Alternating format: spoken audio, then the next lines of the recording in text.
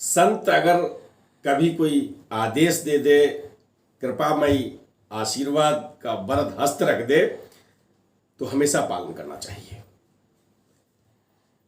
आज की कथा में यही बताया है।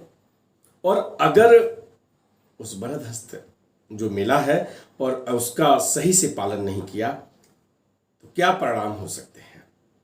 नमस्कार, मैं विनोद शुक्ल आपको सुना रहा हूं बाबा नीम करोली की अद्भुत गाथाएं, अद्भुत गाथाओं की श्रृंखला में। आज हम आपको लिए चलते हैं कैंची धाम। कैंची धाम में महाराज जी अपने तख्त पर विराजमान हैं। भक्त आ रहे हैं, जा रहे हैं, प्रसाद बट रहा है। आलू पूरी का प्रसाद बटता था तो लोग प्रसाद लेते जा रहे हैं। उसी दौर में एक ऐसा भक्त आता है जिसको नेत्रहीनता हो गई है। यानी पहले तो उसे दिखाई पड़ता था, लेकिन कुछ कारण रहा और दोनों आंखें रोशनी विहीन हो गईं। महाराज जी ने जब वो आया, प्रणाम किया, आशीर्वाद दिया।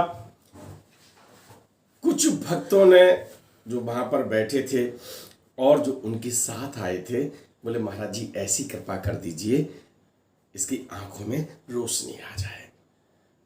महाराज जी ने कहा ऐसा संभव नहीं है, ऐसा नहीं होता।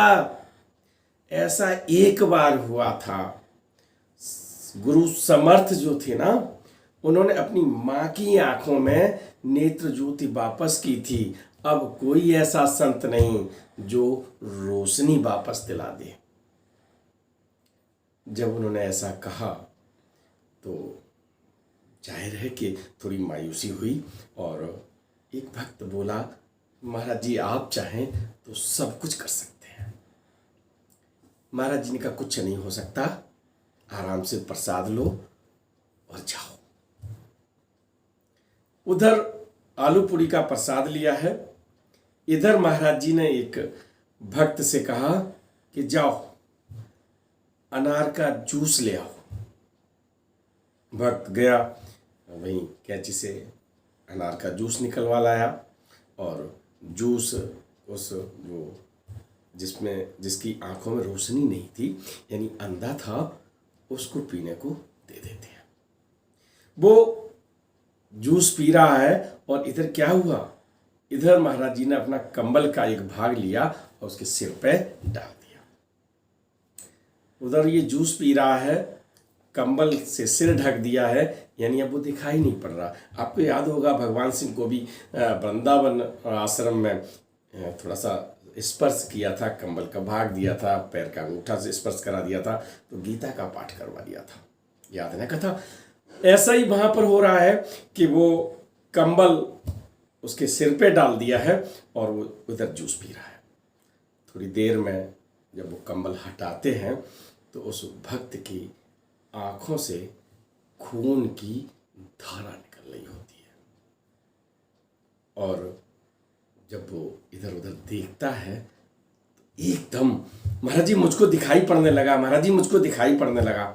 और ऐसे देखता है तो भाई एकदम आप समझिए जिसको दिखाई न पड़ रहा हो और एकदम सारी चीज़ें दिखाई पड़ने लगे तो बहुत प्रसन्न। महाराज जी ने कहा देख भाई, तुझे ईश्वर ने ये रोशनी वापस दे दी है, लेकिन याद रखना ये धर्म कर्म के काम करना, अब तुम आध्यात्मिक जीवन जीना।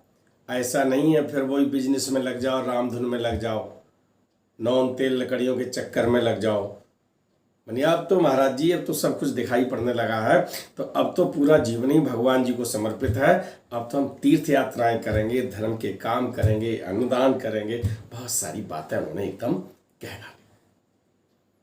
महाराज जी ने उसे आशीर्वाद दिया। होता क्या है कि वो जो व्यक्ति है जिसकी आंखों में रोशनी आई है वापस, वो अपने जिस डॉक्टर को दिखाता था वहां पहुंचता है कि डॉक्टर साहब हमको तो दिखाई पड़ने लगा, आपने कहा था कि अब तो तुम्हें दिखाई नहीं पड़ेगा। उसने कहा चेक किया, उसने कहा ये तो इम्पॉसिबल है भाई, कैसे हुआ। तुमने बताया कि महाराज जी से ऐसे ऐसे उन्होंने तो अनार के जूस पिलाया था और उससे ये ठीक हो गई।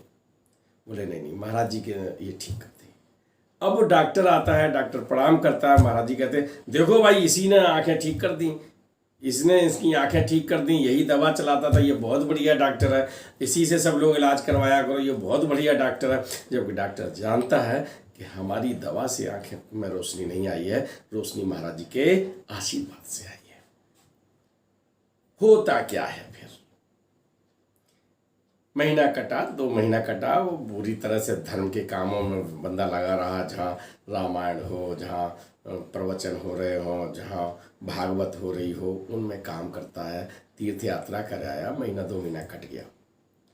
लेकिन थोड़े दिन बाद फिर वही घर में कहते ना कि जो सांसारिक मोह माया है उसको आदमी छोड़ नहीं पाता, फिर लग गए अपने बिजनेस में, और जैसे बिजनेस किया करते थे भूल गए उस जीवन को, भूल गए उस संतवाणी को, भूल गए महाराज जी की बात को, और अपने धंधे में लग गए।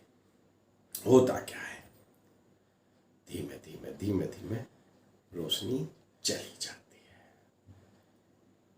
ये कथा संदेश देती है कि यदि आपको कभी आशीर्वाद मिलता है, प्रभु का, गुरु का आशीर्वाद मिलता है, तो आप उस पर अडिग रहें। धर्म के क्षेत्र में यदि आपको मौका मिला है तो आप धर्म का काम करें। देखिए रोशनी मिली और उस रोशनी को वो नहीं रख पाए।